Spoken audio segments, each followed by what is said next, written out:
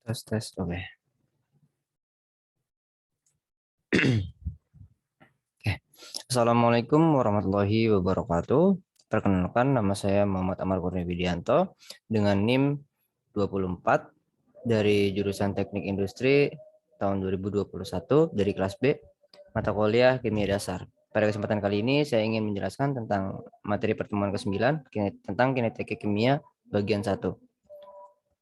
Nah, yang pertama itu ada pengertian laju reaksi. Apa sih laju reaksi itu? Nah, laju reaksi atau rate itu adalah perubahan konsentrasi reaktan atau produk terhadap waktu. Biasanya satuannya itu molar per second atau perubahan konsentrasi per second. Lalu perhatikan, misalkan di sini kita punya reaksi sederhana A menjadi B, maka kita bisa lambangkan dengan laju reaksi atau R itu sebagai minus D konsentrasi A per dt atau plus D konsentrasi B per dt. Perhatikan, kenapa untuk konsentrasi A itu negatif?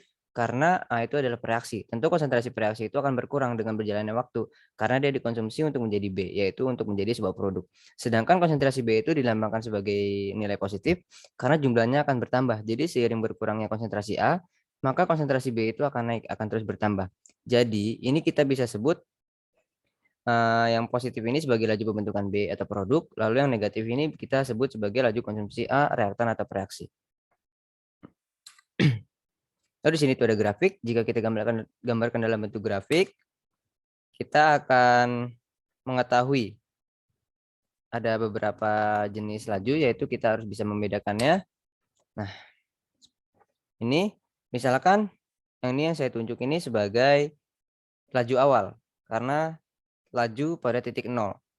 Pada titik 0, lalu ada laju tertentu, yaitu laju pada titik-titik tertentu, yaitu laju pada T tertentu. Misalkan kita ambil di sini, ada di sini, di sini. Jadi ini enggak cuma untuk grafik B saja, tapi untuk grafik A juga ada. Misalkan di sini. Kalau di sini kan laju awal untuk grafik A. Ya, untuk grafik A. Lalu kita bisa menentukan laju rata-rata. Nah, laju rata-rata ini berbeda dengan laju yang lain karena kita tidak ambil per titik, tetapi kita tetapkan suatu rentang. Misalkan di sini tuh T-nya saya tulis 5 second dan 10 second. Lalu di sini saya tuliskan konsentrasinya 1 molar dan 5 molar. Selisih konsentrasinya kan itu 4 molar dan selisih waktunya itu 5 second. Jadi kita bisa tuliskan untuk laju rata-ratanya adalah 4 molar per 5 second, yaitu sama dengan 0,8 molar per second. Next. Pada selanjutnya itu kita akan mempelajari tentang faktor-faktor yang mempengaruhi laju reaksi. Yang pertama itu ada konsentrasi, yang kedua itu ada luas permukaan, lalu ada suhu, lalu ada katalis. Nah, untuk konsentrasi, jika konsentrasi reaksi ditambah, maka akan menyebabkan jumlah partikel per reaksi persatuan volume itu akan meningkat. Nah, kalau jumlah partikel persatuan volume itu meningkat, itu akan menyebabkan tumbukan yang terjadi itu akan semakin banyak. Nah, ketika tumbukan semakin banyak itu, laju reaksi itu semakin meningkat. Nah, perlu diingat ya teman-teman, untuk faktor ini hanya berlaku untuk reaksi dalam bentuk larutan dan gas saja. Saya ambil contoh, saya punya HCl, yang pertama itu HCl dengan konsentrasi 1M, lalu yang kedua itu ada HCl dalam konsentrasi 2M. Nah, kita bisa baca di sini, semakin tinggi konsentrasi suatu larutan, makin besar laju reaksinya. Jadi kita bisa langsung menentukan mana yang laju reaksinya lebih cepat, yaitu HCl dengan konsentrasi 2M. Next.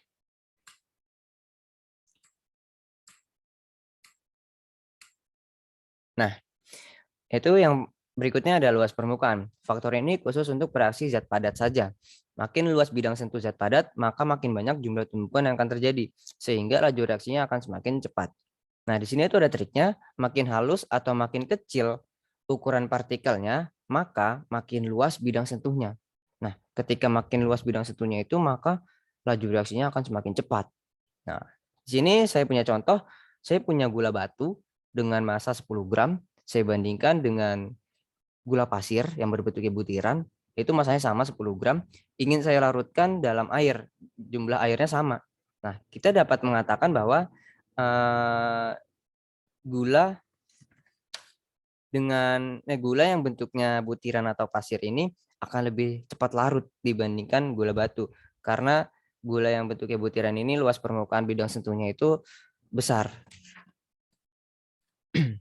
Balik lagi ke trik yang tadi kan, makin halus atau makin kecil ukuran partikelnya, maka makin luas bidang sentuhnya. Maka ketika bidang luasnya makin luas, bidang sentuhnya makin luas, maka laju reaksinya itu akan semakin cepat. Lalu yang berikutnya itu ada suhu. Jika suhu dinaikkan, energi kinetik atau EK dari partikel-partikel itu akan meningkat. Yaitu ketika energi kinetik partikel itu yang bereaksi itu meningkat, maka itu akan menyebabkan pergerakannya lebih cepat. Pergerakan partikelnya itu lebih cepat sehingga itu akan menyebabkan sering terjadinya tumbukan. Nah, kalau sering terjadi tumbukan itu, maka laju reaksi itu akan semakin meningkat. Saya ambil contoh, misalkan saya ingin melarutkan garam dengan air dingin, dengan suhu normal, dibandingkan dengan suhu tinggi atau air panas, itu kita bisa katakan bahwa garam itu akan cepat larut pada air yang bersuhu tinggi, yaitu dengan air panas. Kenapa? Karena energi kinetiknya lebih banyak, sehingga partikel akan bergerak lebih cepat, maka akan terjadi tumbukan. Nah, gara-gara terjadi tumbukan itu, laju reaksinya akan semakin cepat. Lalu selanjutnya itu ada katalis. Katalis itu zat yang dapat mempercepat laju reaksi dengan cara menurunkan atau memperkecil energi aktivasi atau EA. Katalis dianggap tidak bereaksi karena pada akhir reaksi ditemukan lagi dalam jumlah yang sama. Nah, di sini tuh ada sifat reaktan. Laju reaksi itu bergantung pada sifat ikatan dalam sebuah reaktan. Reaktan yang memiliki sifat yang berbeda akan bereaksi dengan laju yang berbeda pula. Hal ini disebabkan karena masing-masing zat memiliki afinitas yang berbeda-beda. Nah, agar reaksi dapat terjadi, harus terdapat tumbukan antar molekul pada sisi aktif molekul. Secara umum, laju reaksi akan lebih lambat bila reaktannya berupa molekul yang besar dan kompleks. Nah, laju reaksi itu akan lebih cepat bila reaktannya berupa serbuk atau ukurannya partikelnya itu lebih kecil, lebih halus, dengan luas permukaan kontak yang lebih besar tentunya. Semakin luas permukaan untuk dapat terjadi tumbukan, semakin cepat laju reaksinya. Kita langsung ke contohnya aja. Misalkan bensin cair terbakar perlahan, tetapi bensin gas terbakar secara eksplosif. Nah, eksplosif. Bensin gas ini disebut uap gas ya, uap bensin terbakar secara eksplosif, terbakar secara meledak. Lanjut, itu ada hukum laju reaksi berdasarkan konsentrasi. Hukum laju reaksi menyatakan bagaimana konsentrasi dari suatu reaktan akan mempengaruhi laju reaksi secara keseluruhan. Nah, di sini kita punya reaksi umum dengan jenis seperti ini. Maka hukum lajunya berbentuk V kali V sama dengan K, konsentrasi A pangkat X, konsentrasi B pangkat Y. Dengan keterangan V-nya sebagai laju reaksi dengan satuan M per second, K itu sebagai konsentrasi laju reaksi. Nah, yang dalam kurung siku gini konsentrasi zat, yaitu XY-nya itu sebagai order reaktan, lalu X plus Y itu sebagai order reaksi. X dan Y ini perlu diingat ya kawan-kawan, X dan Y ini adalah bilangan perpangkatan yang hanya dapat ditemukan melalui eksperimen. Nilai X maupun Y tidak sama dengan koefisien reaksi A dan B, tidak sama dengan koefisien A dan B. Oh ya, hukum laju reaksi ini dapat digunakan untuk menghitung laju suatu reaksi melalui data konstanta laju reaksi dan konsentrasi reaktan. Lalu bisa juga digunakan untuk menentukan konsentrasi reaktan setiap saat selama reaksi kimia itu masih berlangsung. Menentukan persamaan laju reaksi. Persamaan laju reaksi hanya dapat dinyatakan berdasarkan data hasil percobaan dan tidak dapat dituliskan hanya dari persamaan reaksi. Kita langsung saja ke contoh soal, yaitu contoh soal menentukan persamaan laju reaksi. Itu pada reaksi 2A plus B menjadi C, diperoleh data sebagai berikut. Nah, tabel di sini itu sebagai tabel data eksperimen yang telah dilakukan.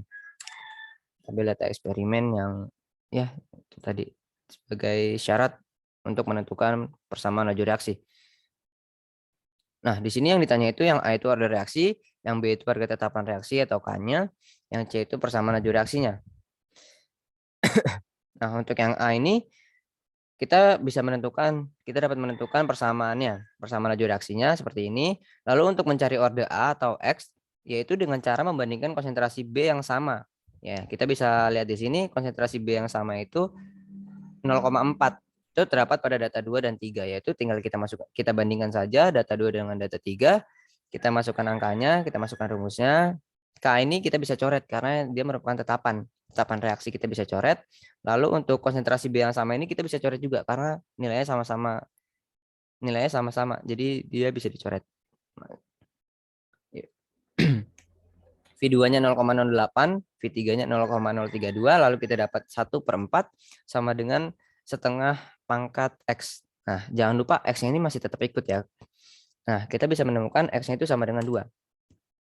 Lalu untuk kita mencari Y, untuk mencari orde B atau Y dengan cara membandingkan konsentrasi A yang sama, yaitu data 1 dan data 2. Kita bisa lihat konsentrasi A yang sama itu yaitu ini 0,2 dan 0,2 terdapat pada data 1 dan data 2. Maka kita pakai data tersebut sebagai perbandingan. 0,04 per 0,08, K-nya masih tetap kita coret. Lalu konsentrasi A-nya kan sama. Kita bisa coret 0,2 sama 0,2, kita bisa coret. Nah, lalu konsentrasi B-nya itu 0,2 per 0,4. Kita bisa dapatkan hasilnya setengah sama dengan setengah pangkat Y. Jangan lupa Y masih tetap ikut. Lalu Y-nya itu sama dengan 1. Jadi kita dapat menyimpulkan X-nya itu sama dengan 2, Y-nya itu sama dengan 1. Maka order reaksi X plus Y sama dengan 2 plus 1 sama dengan 3. Nah, selanjutnya mencari harga tetapan reaksi atau K. Perlu diingat, K ini sama dengan K1, sama dengan K2, sama dengan K3. Maka bebas, kita mau pakai data eksperimen pertama, data eksperimen kedua, ataupun ketiga, itu sama aja, hasilnya bakal sama aja. Misal pada perhitungan kali ini kita ingin menggunakan data eksperimen pertama. Nah, ini rumusnya. Nah, berarti kita lihat tabel eksperimen pertamanya aja. Angkanya sekian. Lalu kita masukkan V1-nya 0,04, K1-nya yang kita cari. Ini X-nya kan tadi X-nya kita udah nemu. Lalu konsentrasi A, konsentrasi B kita tinggal masukkan saja. Ini kayak seperti perhitungan matematika biasa. Pasti kalian semua sudah tahu, sudah paham. Lalu di sini hasil akhirnya itu K1 sama dengan 5. Nah, kita dapat nih tetapan reaksinya, tetapan laju reaksinya. K-nya itu sebesar 5. Lalu persamaan laju reaksi dari perhitungan A dan B kita dapat menyimpulkan jadi persamaan laju reaksinya itu V sama dengan 5 kali konsentrasi A pangkat 2 kali konsentrasi B pangkat 1. Ini sebenarnya pangkat satunya ini nggak perlu ditulis, nggak apa-apa. Lebih baik nggak ditulis. Karena kalau nggak ada pangkatnya kan sama aja itu pangkat 1. Nah, sini itu karena X sama dengan 2, Y sama dengan 1, dan K sama dengan 5 seperti yang sudah kita cari sebelumnya. Nah, ini mungkin slide yang kita tunggu-tunggu bersama, yaitu ucapan terima kasih. Ya, terima kasih atas perhatiannya. Semoga apa yang saya sampaikan bermanfaat. Wassalamualaikum warahmatullahi wabarakatuh.